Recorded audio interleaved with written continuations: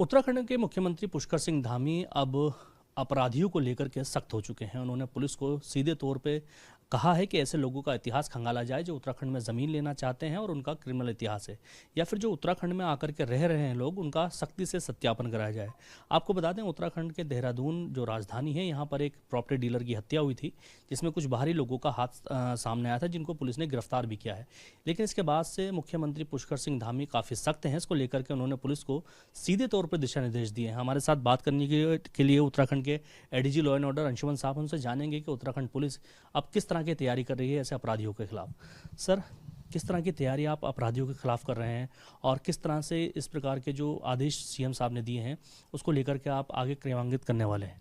आपने सही कहा, माननीय मुख्यमंत्री जी का स्पष्ट निर्देश है कि जो भी इस तरह के आपराधिक तत्व हैं उनके खिलाफ सख्त से सख्त कार्रवाई की जाए। उसी दिशा में हमारी जो पुलिस है कार्य कर रही है। सत्यापन एक सतत प्रक्रिया है। हम लोग लगातार सत्यापन करते रहे हैं। मतलब जो भी बाहरी व्यक्ति हैं, जैसे किराएदार हो गए, जो ठेले वगैरह लगाते हैं, सत्यापन हम करते रहे हैं। इस साल भी करीब 1.25 लाख लोगों का सत्यापन किया गया है।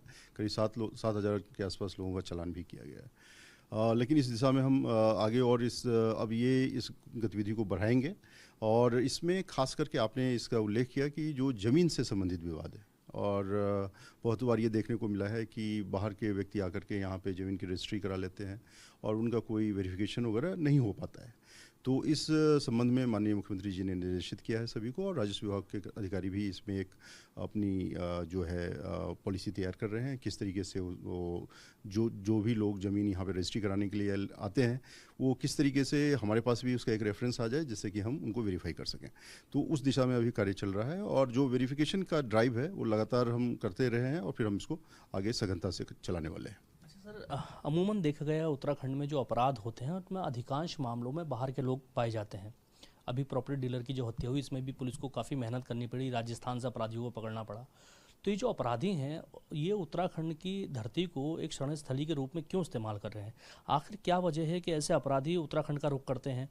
पहले उत्तराखंड पुलिस इनकाउंटर्स वगैरह बहुत कम करती थी और इससे ज़्यादातर बचती थी, लेकिन अब देखने में आया है कि देहरादून में ही पिछले दिनों की अगर बात करें तो दर्जनों के हिसाब से इनकाउंटर्स हुए हैं ऐसे अपराधियों के साथ।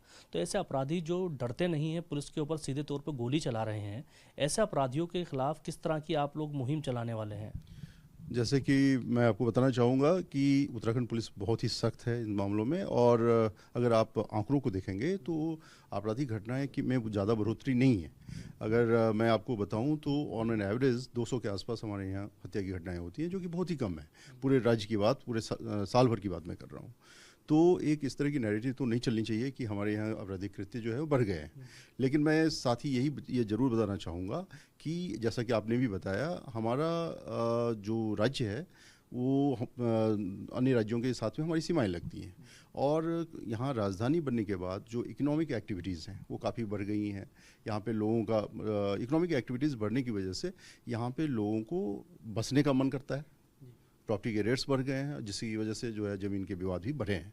तो ज़मीन से संबंधित जो विवाद हैं उसमें जो लोग शामिल हैं, उसके लिए माननीय मुख्यमंत्री जी ने भी निर्देशित किया है कि आप लोग इसको रेगुलेट करें, और उस दिशा में राजस्व के अधिकारी भी कार्य कर रहे हैं। और हम लोग भी, हमारे पास जब भी इस तरह का हम वेरिफिकेशन करेंगे और उनके खिलाफ सख्त से सख्त कार्रवाई करेंगे, जो भी इस तरह के आपराधिक तत्व हमें हमारे। सर, ऐसी कोई स्पेशल टीम बनाई जा रही है जो स्पेशली इन्हीं मामलों को देखे? क्योंकि पड़ोसी राज्य में इस प्रकार की कुछ टीमें बनी हैं जो ऐसे मामलों को डील करती हैं। उत्तराखंड में भी इस प्रकार की कोई टीम नहीं है, तो क्या ऐसी कोई टीम का गठन करने वाले हैं जो इस प्रकार के अपराधियों का इतिहास निकाले, और जो ज़मीन से संबंधित अपराध हैं जिनमें हत्याएं तक हो जाती हैं, तो ऐसे अपराधियों के लिए कोई टीम का गठन करने जा रहे हैं आप लोग? देखिए, हमारी पूर्व से जो व्यवस्था चल रही है उसके बारे में बताना चाहूँगा। हमारे पास स्पेशल टास्क फोर्स होता है जो जितने भी संगठित किस्म के अपराध हैं उसके लिए कार्य करती है। उसके लिए हमारे SSP STF जो हैं ऑथराइज्ड हैं, और वो कार्य भी कर रहे हैं। इसी तरीके से थाना लेवल से बहुत सारे कार्य किए जाते हैं, जो वेरिफिकेशन का ड्राइव है, या मान लीजिए सत्यापन में हम लोग अपने इंटेलिजेंस की टीम को भी लगाते हैं। तो वो सारी कार्रवाई चल रही है। आपने ये बताया, जरूर हम ये करना चाहेंगे कि जो इंटर स्टेट गैंग्स हैं, क्रिमिनल्स हैं, उनको आइडेंटिफाई करने के लिए हम अपने पड़ोसी राज्यों के साथ में मीटिंग करेंगे और कोऑर्डिनेशन को बढ़ाएंगे, जिससे कि समय रहते हमें पड़ोसी राज्य जैसे कि खास करके उत्तर प्रदेश और हिमाचल प्रदेश और हरियाणा के भी कई बार लोग आ जाते हैं, यहाँ पे बहुत सारे लोग बसे हुए हैं। तो इन लोगों के यहाँ जो एक्टिव क्रिमिनल्स हैं उनकी लिस्ट हम मंगवाएंगे, उनके साथ में मीटिंग करेंगे और बेहतर समन्वय स्थापित करके जो लोग पहले से अगर हमें सूचना मिल जाए कि ये यहाँ पे बस रहे हैं तो हम उनके खिलाफ कार्रवाई कर सकते हैं। तो उसी डायरेक्शन में हम लोग काम कर रहे हैं अभी। अब उत्तराखंड पुलिस ऐसे अपराधियों के पीछे पड़ने वाली है जो उत्तराखंड देवभूमि को कलंकित करने के लिए यहाँ पर आते हैं या फिर ऐसे अपराधों को अंजाम देकर यहाँ से भाग जाते हैं।